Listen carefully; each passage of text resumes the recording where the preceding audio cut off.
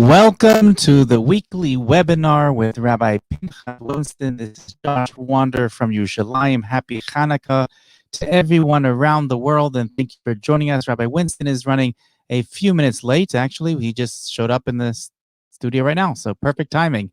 Welcome, Rabbi Winston. This is entitled Rags to Riches, and I was just saying to everyone that you were running a little bit late, but you were perfect timing, and it's sponsored by bringthemhome.org.il.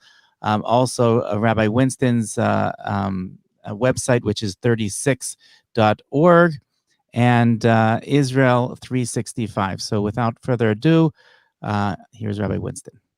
Thank you very much.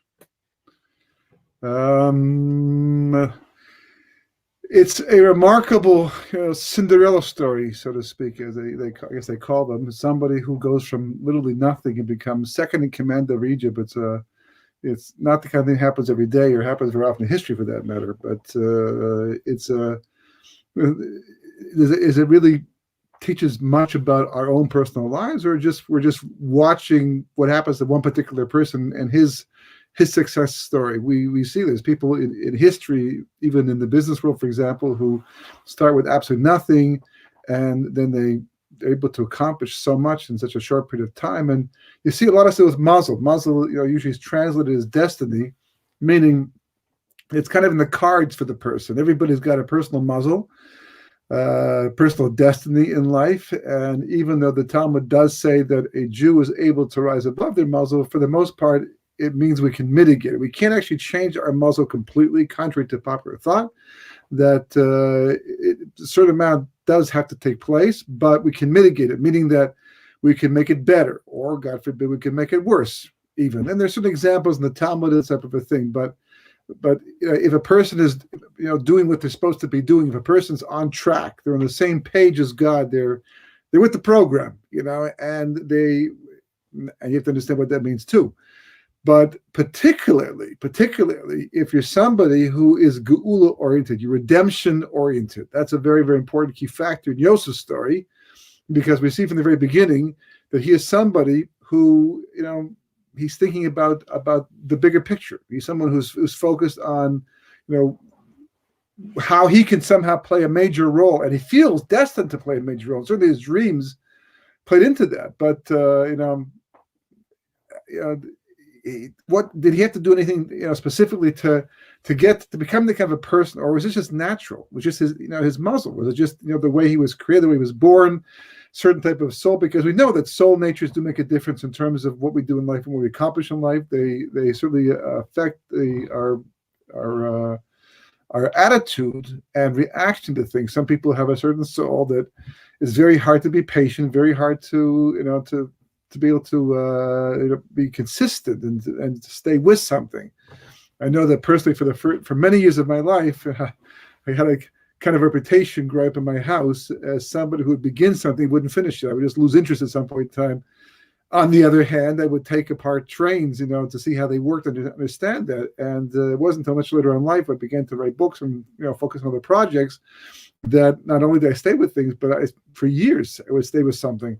And I realized after, because a lot of things just didn't make, they weren't meaningful to me at that stage of life, either because they weren't meaningful in general, or I had yet to appreciate how they were important, what they could do for me. And then as you grow up and mature, so you start to focus, and we know what our goals are supposed to be, or at least we work on those goals. We come up with goals, and we learn to discipline ourselves. There are people who have a nature who could be very lazy by nature. There's basically two natures in life. One is called chesed, one is called gvur. Chesed, you may recognize the word, means kindness, but it's a certain type of light. Kindness is the expression of this idea of chesed. And there's a gevurah soul, which means strength, but it's more like a constricting type reality. So for example, you find people in life who are very generous with their time. They're very generous in general, and they're patient. But on the other hand, they also might not be so motivated to accomplish things. And then you have other people, for example, who are very disciplined, both in terms of themselves and other people. They can be very strict and impatient and frustrated, but they get a lot accomplished because of this type of a thing. And that's more of a gevurah-based personality. And a person who has a chesed-type personality who wants to, complete a course in college, for example, or, if they're learning in the yeshiva to complete a tractate of Talmud, which takes time and patience, depending how long they are. And they have to train themselves. They have to, learn to take some of the gevura aspect of life and bring that into their life. A quick comparison or quick analogy to understand and appreciate, chesed is compared to water. And water just flows everywhere, right? You just pour a glass of water on the table, right? I just put a tarp up over my sukkah, frame to try to make an area that's protected from the rain. Unfortunately, the water just comes in. No matter how many boards I put up there, there's always some place where the water collects, and it makes a nice little lake. It looks like it's going to break all the beams in the end. On the other hand, water has this capacity to join things together. If you take water and add it to flour is all broken up in small, teensy little pieces. But if you take the water and you put it together with the flour, you get a dough. It can join things together. So chesed is a joining type characteristic. Gvura is compared to fire. And fire burns things, and you take a piece of wood that was solid, one piece, and you burn it, it starts to become ashes and cinders, and the wind comes along and blows it all away. What was once there is no longer there at all anymore. On the other hand, the discipline, which is a huge part of life, if you want to accomplish things and fulfill your potential, is an aspect of gevura. So, sometimes you marry someone who's the opposite for whatever reason, because you feel the need to have this in your life and you get married, or you only find it later on that this is the case, and you hopefully complement each other and bring out, the person who's more chesedic will bring up the gevura. You find this by the forefathers, right? Avram was chesed and Sarah was din. She was judgment. She was gevura oriented. It was the reverse by Yitzchak and Rivka. He was the gevura. He's the symbol of gevura, Yitzchak. That was his trait specifically, and Rivka is more the chesed type. Then Yaakov marries two wives, and Kabbalistically, Rachel is considered to be more the din aspect, and Leah is more the chesed aspect. And sometimes you find it's just the opposite, that Rachel is the chesed aspect and Leah is the din.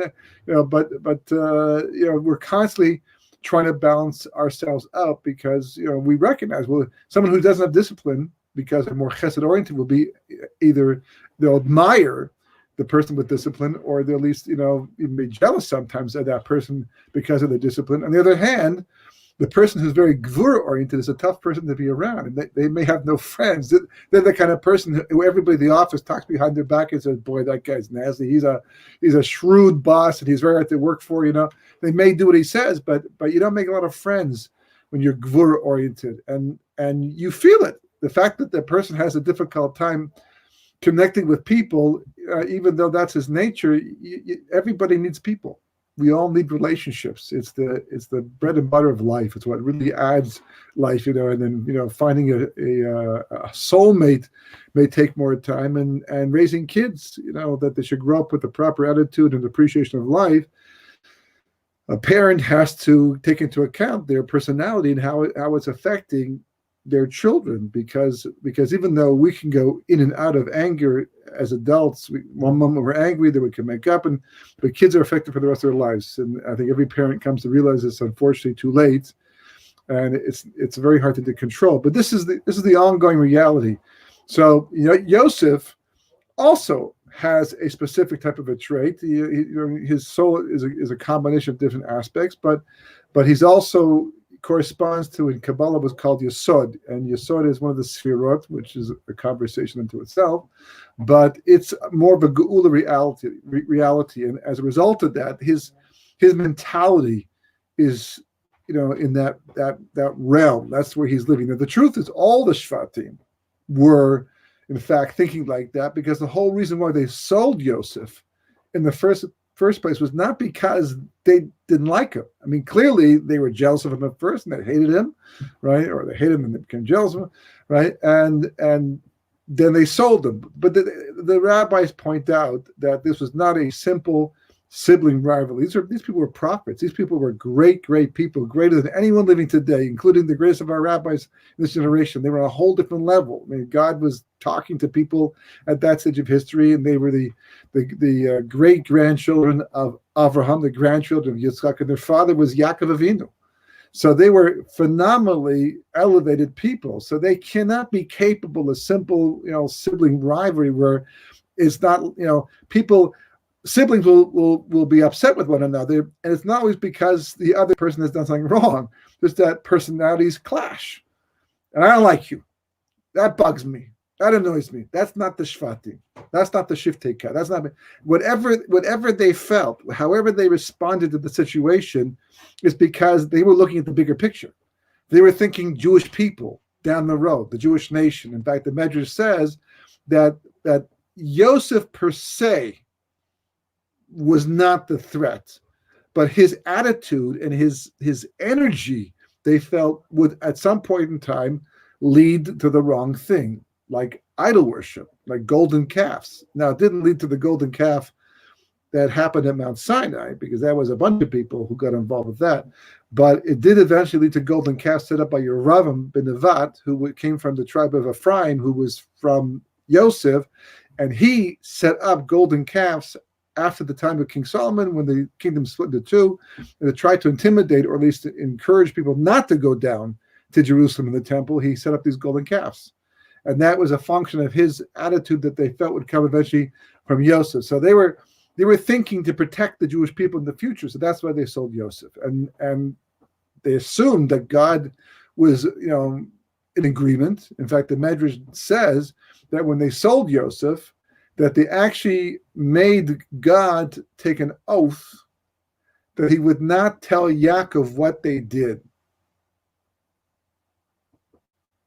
How do you impose an oath on God? Okay, well, you'd ask maybe, but that's interesting, and God didn't, and it wasn't because they told God not to, because it turns out that had God in fact told Yaakov, then the whole situation had been rectified much earlier, and they would not have been the ones with egg on their faces in the end. And at that moment in next week's parsha, when he says, "I need Yosef," and they can't speak because they cannot believe they could have been so wrong about Yosef and about God's connection to Yosef and how he looked at Yosef and the dreams that came true and all the dumbfounded, completely dumbfounded, because 22 years had gone by since they sold Yosef, and actually it was 22 years. Yeah, 20 years had gone by since they sold Joseph, and it's a lot of water under the bridge going the wrong direction in the end. So what does it mean? They imposed an oath on God. Well, God says, listen, you think you're doing the right thing. Did you check it out? Why haven't you spoken to your father to see why he feels this way? And you take things into your own hands. Look what happened already. In Shechem, you went in there and you wiped out all the men. Almost cost us the future of the Jewish people, because after that, the Canaanites came to go to war against us. And the only reason why we were able to save ourselves because a miracle happened to protect us. And that's because you went ahead and did your own thing.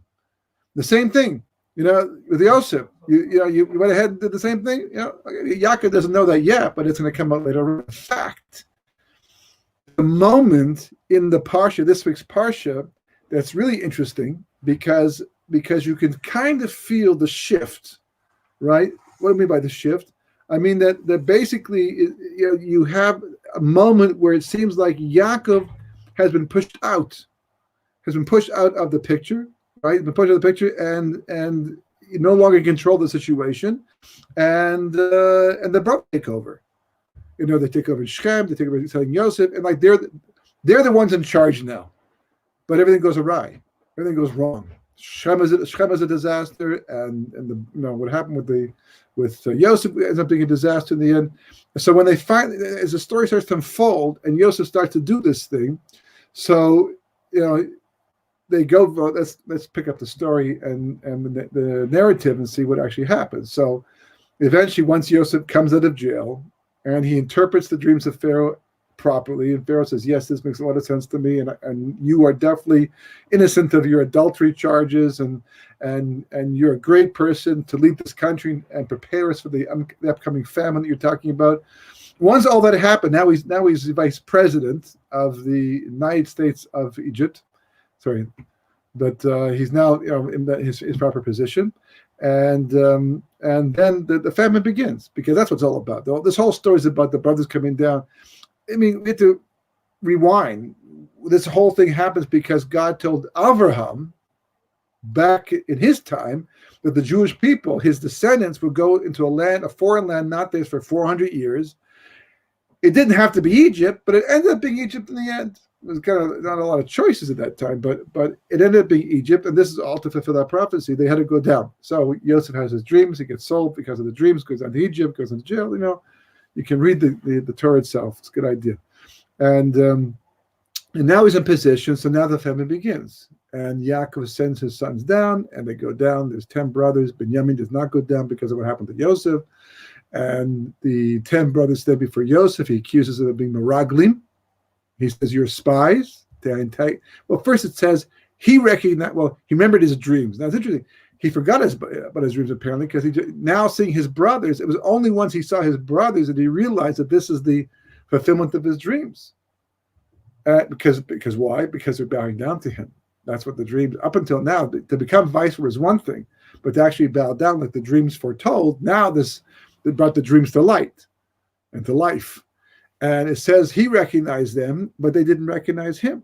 And then it says he recognized them again after that, because to indicate the fact that they could not see Yosef in the viceroy. Now, it could be, the Gemara says, because he had a beard now, but usually a person who goes at the age of 17 years of age, by 17, your facial features are pretty much formed.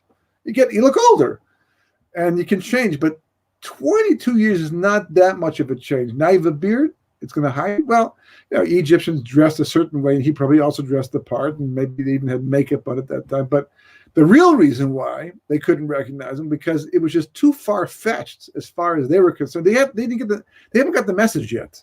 It was too far-fetched that this would be Yosef, even though he had the dreams. But don't forget, those dreams were 22 years old, going back a long time. So a lot of time has passed since they had to deal with those dreams. So putting two and two together was not so easy to do. But Yosef is trying to help them. That's the whole thing. He's trying to help them. And he says, Meraglim etem. And the word Meraglim, interesting enough, actually, each of the letters of the word stand for other words. So Meraglim is Mem, Resh, Gimel, Lamed, Yud, Mem.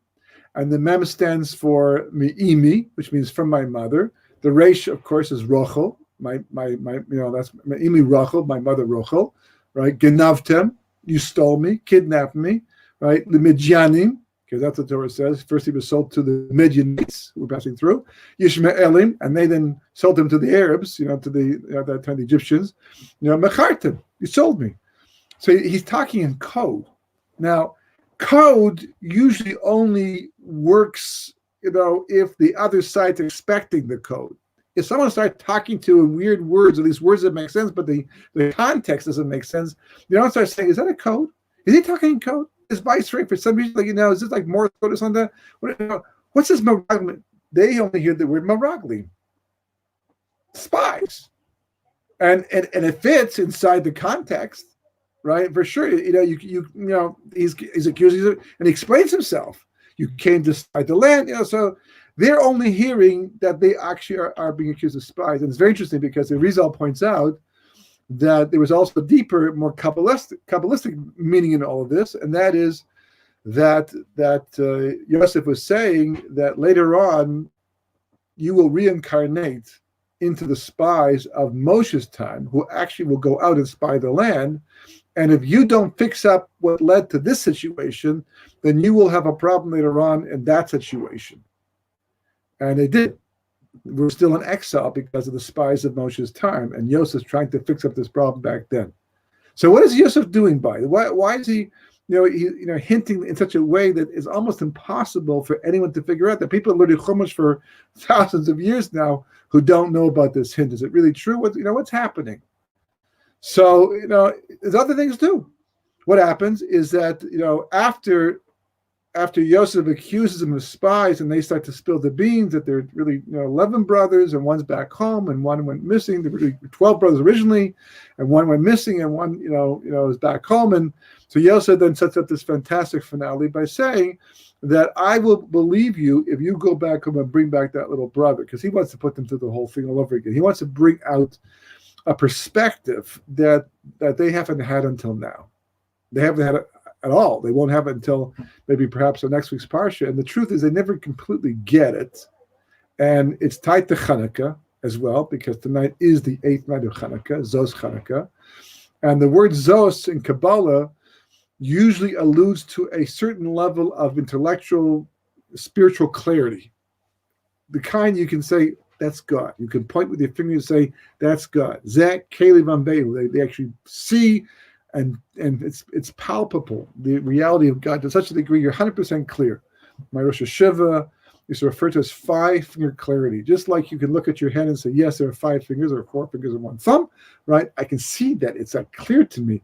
Likewise, your knowledge of God has to be the same as well. You have to be that clear. Can't be any doubt left over, because the Yetzer Hara and Amalek and the Sitrach, whatever you want to call it, takes advantage of the doubt. You cannot be made to sin where you are clear about truth. We tend to make the mistakes where we're in doubt. And sometimes we're not even sure that we are in doubt. We're in doubt about being in doubt.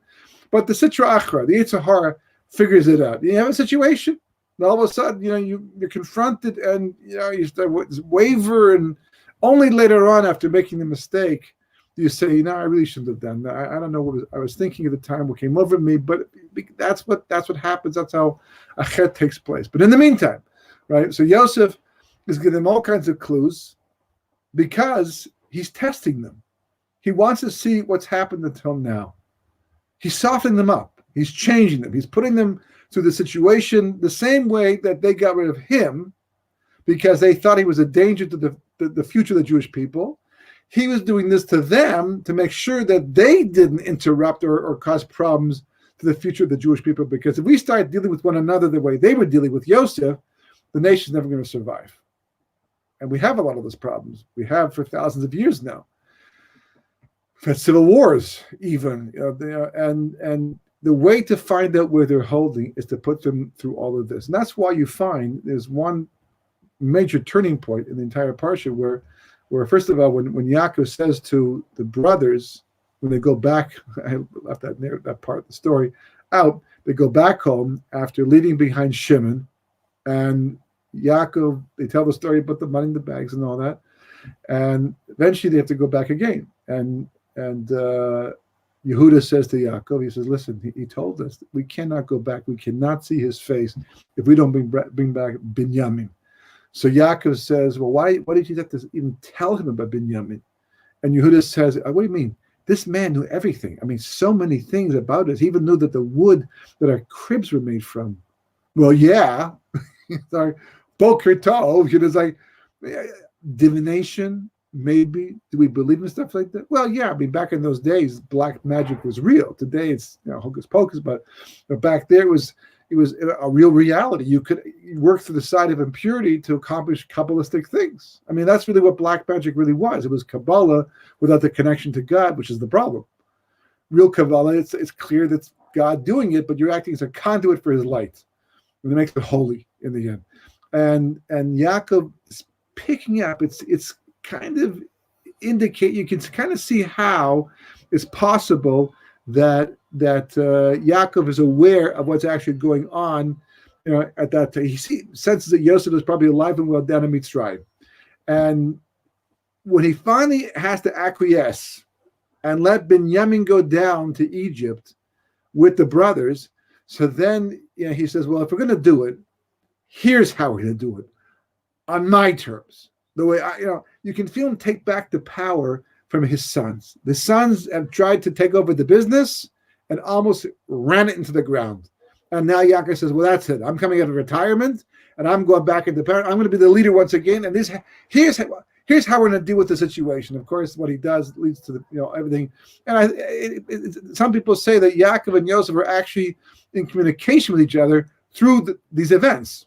That they're talking to each other, that Yosef was hinting that he was alive, and Yaakov was hinting he understood that, and Yaakov's only concern was not that Yosef was alive, but now was he spiritually intact, because you're down in the place of the 49 levels of spiritual impurity. Did he survive? Did he survive the situation?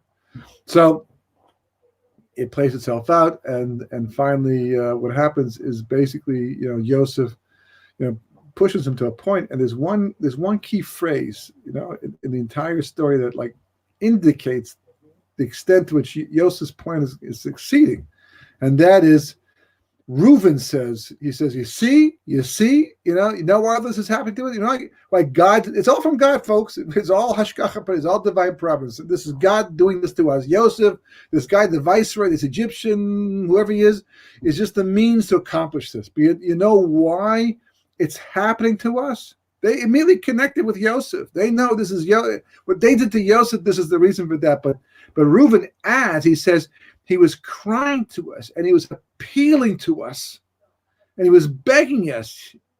And it's the first time we hear about this. You know, when it happens in a movie, imagine a movie, you're watching a movie when they kidnap somebody and the sound goes out. You can't hear anything. You can't hear the talking, can't hear the person, can't hear, the reaction. Part of the drama of the kidnapping or whatever's going on is the fact that the person's freaking out. They're having literally, they're panicking and screaming and begging and, trying to get away and all that, but it can't hear because the sound's out. It's like, it's just not, So Yosef is muted. In Parshas Vayeshev, right, he's muted completely. And you hear nothing of what he was saying or feeling. He was probably crying and he was begging them, if not for his own life, because he knew that his father would be torn and to go to pieces, to know that Yosef was missing and he cannot, and nothing. And then now Reuven says, yeah, that's what he was doing, all right. And we didn't listen to that. So now God's doing this to us. It's almost like getting, a shot, from the dentist works in your mouth, and he gives you a shot to freeze the area so you won't feel the pain. And then there's a numbness. You can unfortunately you can bite your lip, without even knowing it and bleed and the whole thing. And then slowly but gradually it starts to tingle and you start to feel that it's getting better until finally get all the feeling back. And, you start to wake up and you start to feel and be real with the situation. And that's what's happening now. This is what Yosef is unfreezing them. Now, the truth is, it began to happen earlier in last week's Parsha, because after Yosef went missing, it says that Yaakov could not be consoled. His family tried to console him, and he had a sense that Yosef was still alive.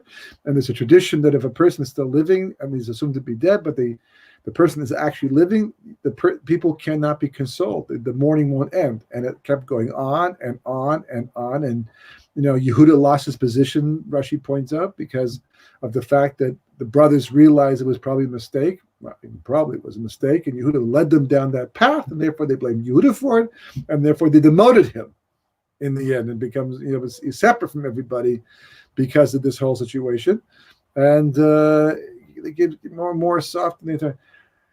Yosef, on the other hand, the other way around, he goes from being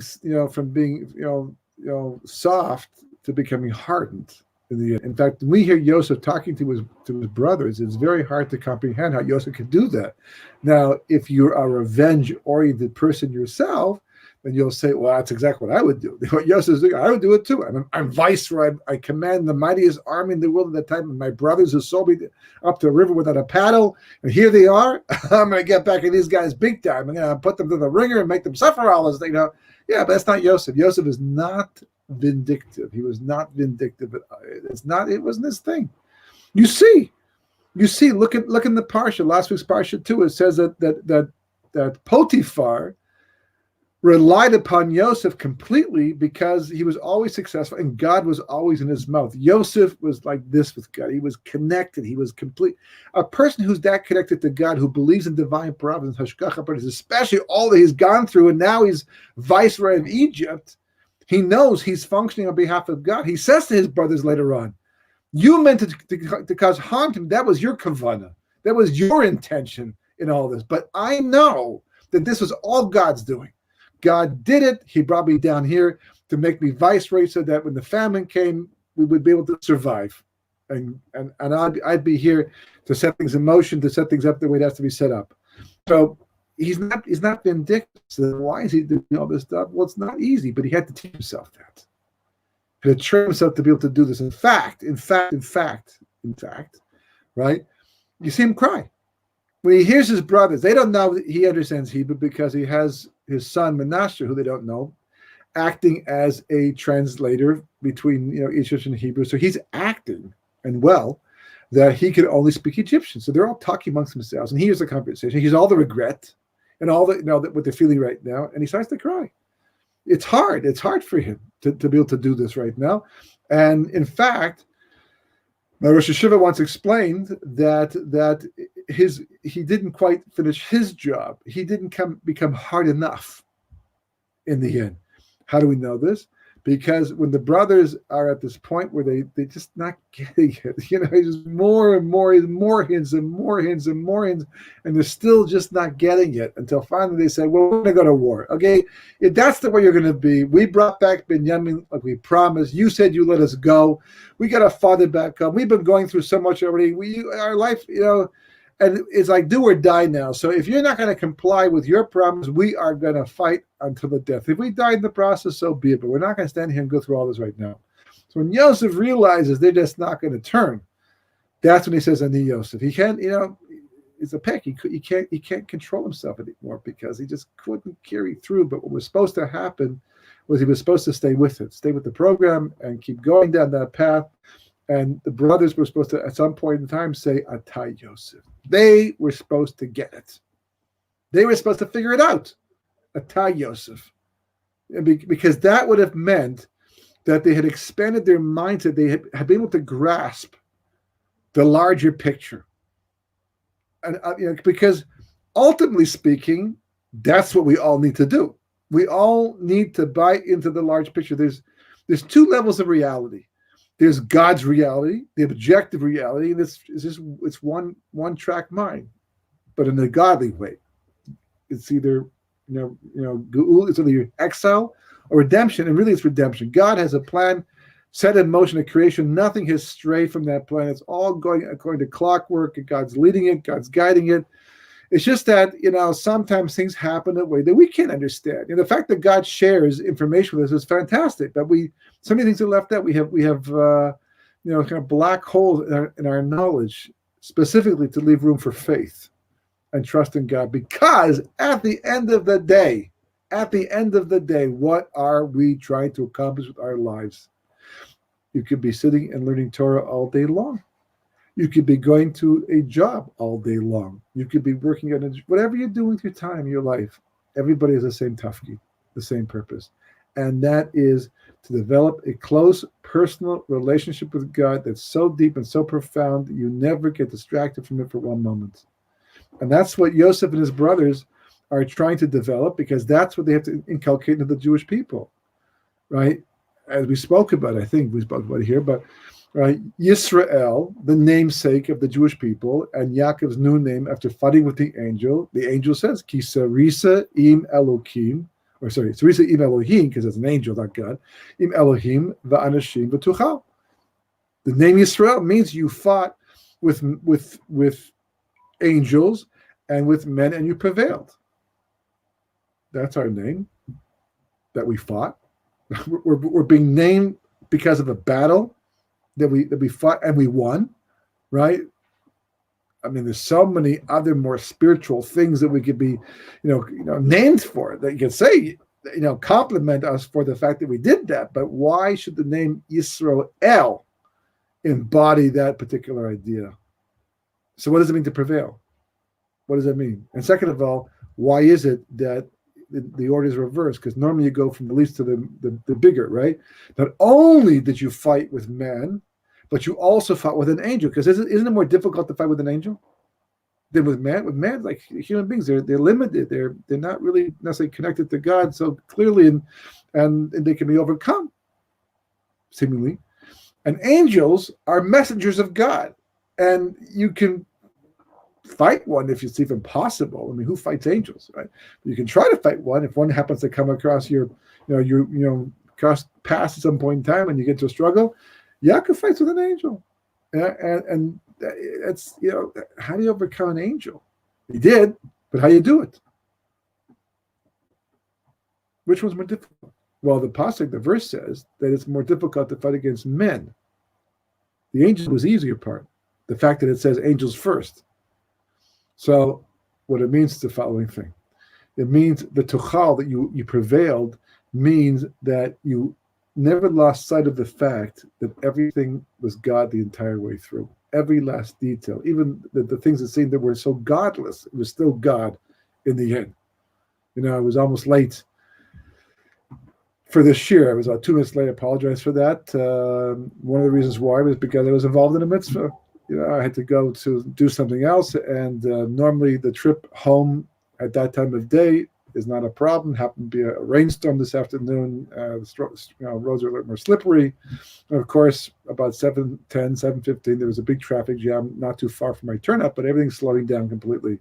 Right? And I'm thinking to myself, like of all the times, I have to be back at 7:30, and part of you is going, it's Mishamayim, this is from God, but why would God want me to be late for the shir? And I was just doing a mitzvah in the process, and there was a mitzvah that caused me to be late, and in the end, it was like amazing. At some point in time, the traffic just opened up, and I was able to get off and be back. Literally, I thought it would take 20 minutes, took about, in the end, about 10 minutes only, Baruch Hashem. But the entire time, you're trying to, part of you is saying, your Yitzhak is telling you things are out of control. And it's not really God. Because if it's God, you have to ask the question, why has God allowed this to happen to me? Why am I going through all this? And is Gamzul Tov, and it must be for the good. But most people, they don't deal with it. Even religious people who believe in God and believe in Torah, they're not so real with God in every aspect of their life, especially the things that go against them, especially when they're doing things they think should go, the sea should just split. I mean, that's why the traffic should have just said, oh, you need to be back at 7:30 and teach? Hey, allow us to all pull to the side while you go straight down, without any problems. No one did that. They were cutting me off instead. It's like, and you're like, God, it was all in control. God was doing this the entire time through. There's an end picture. There's something that's coming up. It's not just what's happening right now. So that's what Yaakov was able to do. See, to fight with an angel is easy if the test is to see whether you're still believing it's God. It's kind of hard not to believe this is from God when you're fighting an angel. The angel comes from God. He works for God. He doesn't have a free will choice in all of this. If he's down there fighting you, God sent him. It's clear. So the fact that Yaakov was able to overcome the angel, not overcome in the sense of military battle, but in terms of not being distracted away from God the entire time. The shkacha pratis was real to him. Likewise, you're fighting against other people. Lavan, that's different. It's different when you're fighting. It's much more difficult to be focused on God when we're talking about human beings who get in our way. An angel, that's from God. But this guy is like a lowlife, and he's a cheat, and maybe even a murderer. And look what he gets away with, and look what he can do to me. I sit here doing my mitzvahs all the time, Torah, I learn, and I do mitzvahs, and this guy is able to rip me off. This guy's able to endanger my life, pull off a Holocaust. Such an evil person. Where's God in all of that? And a lot of people ask that question, and a lot of people have no answers for it. And unfortunately, because of that, they left because they couldn't see the hand of God in all of that. And that's what Yaakov was able to do. So Yisrael means that you were able to fight with an angel, and that was the easy part because you saw God in all of that. But even with men, people like Shechem, who took your daughter and did this terrible, horrific act, and still see the hand of God and accept the hand of God on all of that, and prevail. You prevailed. That's called prevailing. That's the real prevailing. You can win military battles and you can lose military battles. You can win any kind of battle and lose other battles. But the only battle that really counts the most is the one to stay focused on God the entire time, to see his hand in all that occurs, and to appreciate that we don't always have the full picture. We have to wait until the end of the movie to see how it's all going to play. That's what Gamzul Tova means. This too is for the good. And that's where brothers seem to fall short. But that's where Yosef excelled. That was his thing. That's what Potiphar says. And Yosef says, how can I, when the wife of Potiphar tries to tempt him, right? And he says, how can I do the sin against God? Now, when a person decides to do a sin, they know it's against God, against Torah, but they're kind of like trying to pretend there's two different realities, like, I'll deal with a God one later on. I mean, there's me and this piece of cake that's not kosher. I was like, but not Yosef. It was this, God's right in this room. At the same time that I'm doing, is you're doing this, he's doing this to me through you. He's testing me. You're just a test. Also, didn't lose perspective of it. Same thing goes to Paro. Pharaoh, Paro says to him, I hear you can interpret dreams. He says, no, not me. I don't do this. All God. I'm just the conduit to tell you what you have to hear about this famine.